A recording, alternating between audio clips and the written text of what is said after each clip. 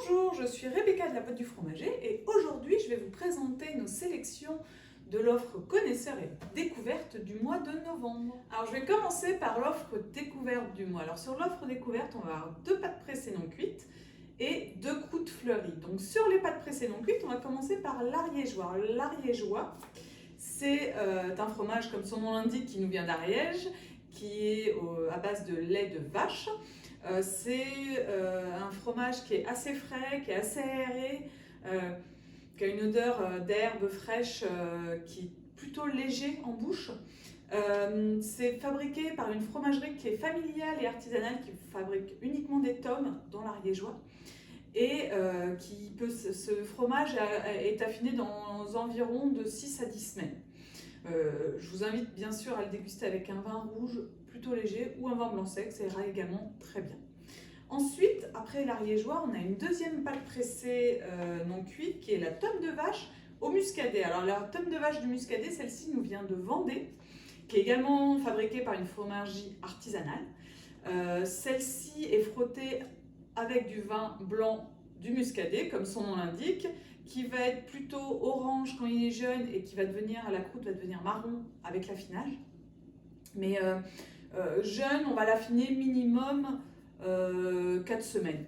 Il a un goût très fruité. Plus bien sûr il sera affiné, plus il va avoir une puissance en bouche. Je vous invite bien sûr à le déguster avec un muscadet, un vin blanc sec donc. Et dans l'idéal, vous pouvez le remplacer également pour votre tartiflette. Donc au lieu du reblochon, donc la tartiflette traditionnelle, vous pouvez l'utiliser donc sur les pommes de terre, les petits lardons, quelques minutes au four et vous allez vous régaler. Ensuite, donc, comme je vous le disais, on a 2 croûtes fleuries. Donc on a tout d'abord un croûte fleuri qui est le brie de Nangy, qui nous vient de Seine-et-Marne, qui est à base de lait cru de vache. Qui va avoir une pâte plutôt blanche quand il est jeune et comme vous pouvez le voir, qui va être très fondant, très crémeux et la croûte va brunir avec l'affinage. Vous pouvez le trouver, donc, comme je vous le disais, en Seine-et-Marne, mais historiquement, il nous vient de Nangy, sauf qu'il a disparu pendant quelques années. Il est réapparu en Seine-et-Marne et vous pouvez également souvent le trouver sur les étals avec ses cousins qui sont un peu plus connus comme le brie de Meaux et le brie de Melun. Donc pour le coup il est beaucoup plus doux que le brie de Meaux et le brie de Melun en bouche, mais comme la majorité des fromages, plus il va s'affiner, plus il va commencer à avoir du caractère. Donc celui-ci sera affiné au minimum 4 semaines et je vous invite bien sûr à le déguster avec un vin blanc sec également. Et pour finir, donc notre fromage de chèvre du mois, qui est ce mois-ci une croûte fleurie, qui nous vient des Deux-Sèvres, de la fromagerie Blanc. C'est une fromagerie avec laquelle on aime beaucoup travailler, parce qu'on trouve qu'il fait des fromages au lait cru de chèvre qui ont beaucoup de goût, qui ont différents affinages, qui permettent d'avoir vraiment des fromages puissants, des fromages légers. Et celui-ci, donc comme vous pouvez le voir, il est très crémeux, il a beaucoup de caractère, il a une forte odeur caprine et il sera délicieux avec un vin blanc sec qui nous vient de Bourgogne, comme par exemple un Chablis. J'espère que la sélection découverte vous plaira. Je vous souhaite une très bonne dégustation. Alors maintenant, je vais vous présenter notre offre connaisseur du mois. Alors sur l'offre connaisseur du mois, on va avoir 2 pâtes pressées non cuites, une croûte fleurie et une croûte naturelle. Donc 3 vaches et un chèvre. Alors pour commencer par un fromage à base de lait de vache qui est à pâte pressée non cuite, je vais commencer par le Salers. Alors le Salers, c'est un fromage qui nous vient d'Auvergne, qui est le cousin du Cantal. Donc peut-être que vous connaissez plus le Cantal que le Salers. C'est un fromage dont le cahier des charges exige que le lait provienne de vaches de race Salers, comme le nom du fromage. La fabrication est fermière.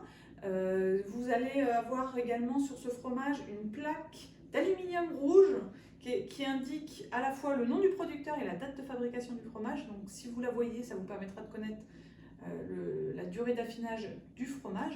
Si le fromage n'est pas encore découpé, vous allez le voir, c'est des grosses meules plutôt assez hautes qui faut à peu près 30 kg. Ce fromage sera excellent avec un vin blanc sec. C'est un fromage qui a quand même du caractère et qui se vend avec plusieurs mois d'affinage. Ensuite, vous allez déguster le Brie de Meaux AOP. Donc, comme je vous le disais tout à l'heure, c'est un cousin du Brie de Nangy, qui est celui-ci. Donc, c'est une pâte molle à croûte fleurie, qui est bien sûr au lait cru de vache. Donc, ce fromage qui peut être assez doux quand il est jeune, mais nous on l'a souvent en 3/4 d'affinage, donc là vous allez commencer à avoir de la puissance en bouche. Quand il est jeune, vous allez avoir du crayeux en son cœur, là pour le coup il est très crémeux. Et il ira très bien avec un vin rouge lorsqu'il est plutôt puissant, et plutôt un vin blanc sec lorsqu'il est jeune et qu'il est assez doux.